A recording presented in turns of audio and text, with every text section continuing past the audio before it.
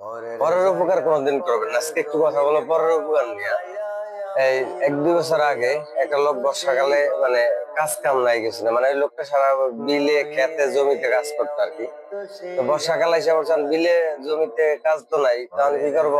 ওই লোকটা আমার কাছে গল্প শুরু করলো, ভাই খুব বিপদের মধ্যে আছি, পোলা ফ্যান দিলে ডাইল ডাইল দিয়ে ভাত খেতে খেতে পেট জ্বালিয়ে আছি, মানে খুব অভাব এত বেশি যে ডাইল দিয়ে ভাত খেতে খেতে নাকি পেট জ্বালিয়ে। তো আসলে ডাইল দিয়ে ভাত খেলে কেমনে পেট জ্বালে আমি জানি না।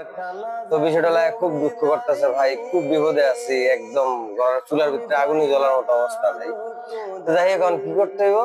অনেক দুঃখের গল্প শুনে নন করতেছে, ভয় আমার একটা গাড়ি কিনা দেয়, আমি একটা গাড়ি চালামো আর কি। পরে তা চিন্তা করলাম গাড়ি কিনা দেবো কিভাবে, গাড়ি কিনা দিবি আমি প্রত্যেকদিন তোরা জমার টাকা দিয়ে দেবো আর কি। তো পরে আমি গেলাম, দুঃখ কষ্টের কথা হই না, যদিও গাড়ি ব্যবসা করার প্রতি আমার কোনো ইচ্ছা নাই, কারণ গাড়ির ব্যবসাটা আমার অনেক লস হয়েছে, জন্য গাড়ির ব্যবসা করার আমার ইচ্ছা নেই, এটা অটো গাড়ি আর কি।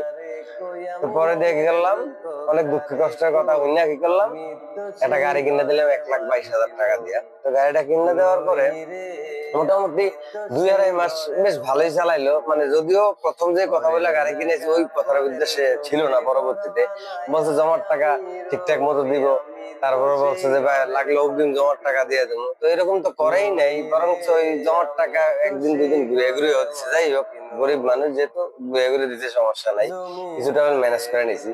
তো মোটামুটি 2-2.5 মাস গাড়ি ঘুরে ঠিকঠাক মতো চালানোর পরে যখন খেতে জমিতে কাজ শুরু হয়ে গেল, বিলের পানি শুকিয়ে গেল, জমিতে কাজ শুরু হয়ে গেল, এখন উনি একদিন গাড়ি চালাইলে আরেকদিন গাড়ি চালায় না, এই সেই বং বং শুরু করছে। কি হয়েছে?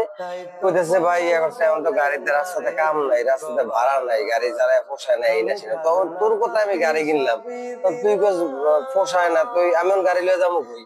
তো ভাই একটু অপেক্ষা কর, দেই ধৈর্য ধর, আমি দেই গাড়ির রাস্তার ভিতরে কাম টাম বাড়েনি, তাইলে আবার গাড়ি চালানো শুরু করেছে। মানে মোটামুটি ভং ভং শুরু করে দিল 2-2.5 মাসের ব্যবধান, অথচ আমার 1,22,000 টাকা। যাই হোক, পরবর্তীতে আমি কি করলাম, আর কি করবো, অনেক হারে মোটামুটি হারে ভালো তেল মাখা শুরু হয়ে গেল আমার। কোনোভাবে এতদিন হ্যাঁ আমার কিছু ধরেছে, আমার হ্যাঁ পিছিয়ে আমার দৌড়ান লাগতেছে।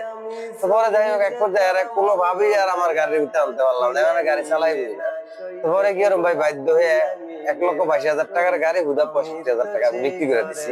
তো বিষয়টা হলো কি জানেন, কারো কখনো উপকার করতেন নেই। আপনারা যারাই পরের উপকার করেন বা পরের উপকারের চিন্তা করেন, নিজের হয়তো কিছু একটা লাভে অথবা লাভ ছাড়া পরের উপকার করার চিন্তা করেন, নিজেকে প্রশ্ন করুন কতটা ভালো আছেন, পরের উপকার করে কতটা সুখে আছেন, বা কতটা ভাবা পাইছেন এলাকার মানুষের কাছ থেকে।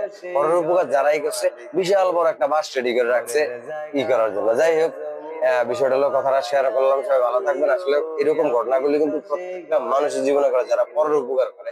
সবাই ভালো থাকুন, আর পরের উপকার থেকে দূরে থাকুন, নিজের উপকার করুন, নিজের কাজে লাগবে, ঠিক আছে? অন্য উপকার দরকার নেই।